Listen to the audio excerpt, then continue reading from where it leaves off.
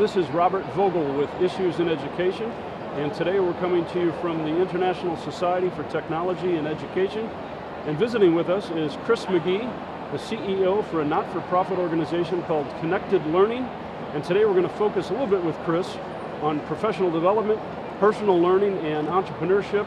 Chris, welcome to the program. Thanks for having me, Robert. Would you like to tell us a little bit about what it is that you do? Yeah, so I started my education career teaching high school chemistry and AP Chem. It was my favorite. I thought that was all I was going to do in my career. And then I got so great at that I said, you know what is easier is got to be middle school, because high school has got to be the hardest, right? Yeah. Whoa, was I wrong. Yeah. So middle school, I taught that for 12 years and then took on leadership roles within education, currently transitioning to a new role being executive director in charge of academics as well as student services for the Affton School District. Okay, good. So tell us a little bit more about how Connected Learning got started. What's Thanks the for asking. concept behind it? So I first learned about a concept called EdCamp, and went to an EdCamp event in Kansas City, EdCamp KC, and learned about educators coming together in a region when we didn't have necessarily a planned event, a planned outline of the day. It was more organic and what people were interested in. And I said,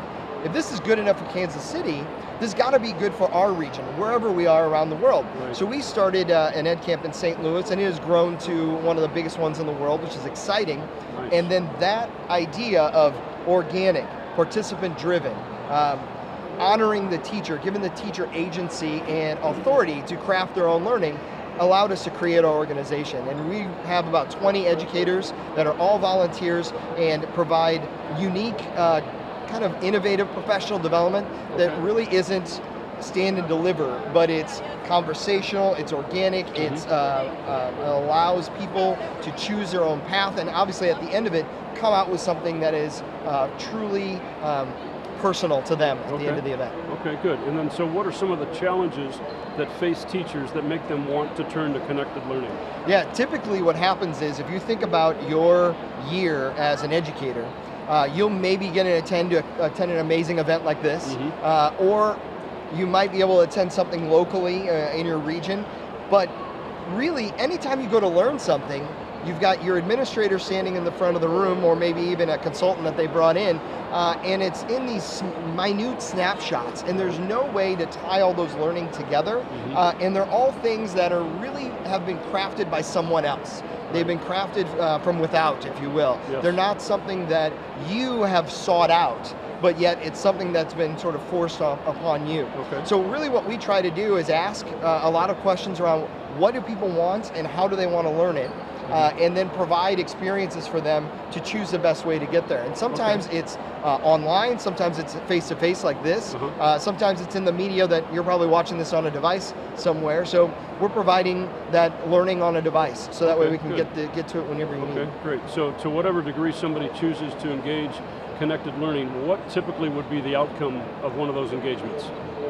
What I often hear the most is that it was so much fun, and that they never knew X or whatever it could be taught or learned that way. Yeah. What's been really interesting is like we always try to find the most unique ways to engage educators, so that way they walk away not only with the learning, but also with the experience. We want the change of the experience in our classrooms from the traditional model to something that's new, something that's creative. We've got a really cool, exciting experience coming up called a Ghost Walk. We're going to organize it around October, hence the ghost. Yeah. And what we're going to do is really have people walk into empty learning spaces to try to determine what is the mission and the objective of either this school or this district to provide kids with learning just by an empty classroom that kids are not interacting in.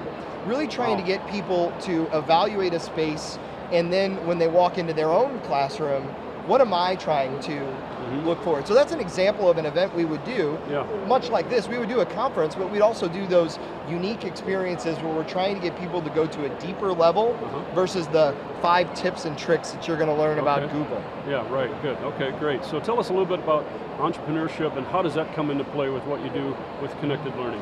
Well, I think the biggest piece of that is with the 20 of us that are all educators and volunteers is recognizing that risk is a big piece of what we do every day, and the fact that learning is taking that risk every day. So when the 20 of us come together and we try to plan what we're going to do the next year, the next month, when we're trying to go from zero, which is where we started, to growing our organization, all of that is going to be missteps, it's going to be failures, but we're going to do it as a collaborative. So I don't believe that connected learning is special in our region, but I believe that educators, every single educator that's here, has that opportunity and that ability to create learning and create experiences in their region, going from nothing, getting a group of people together, applying for the LLC. If you want to be a nonprofit, completing the 501c3 packet and process. But all those steps along the way are not special to what we did. And we encourage every educator in every region to find a way to influence their region to make it better, not only for educators out there, but also for themselves. Okay. Wow, that's great. Well, tell us lastly then, how do you see connected learning evolving into the future? What might be on the horizon for the organization? Yeah, we're about 3 years old. So we have a tendency to say we're kind of like a toddler. You know, every once in a while we have temper tantrums as an organization. You know, we're learning and growing. But one of the things that we want to be when we grow up is we want to be an influence of our region. We want to make sure that we have a belief about education and what it could be for kids and how we can empower not only our educators, but also our kids in their own learning. Okay.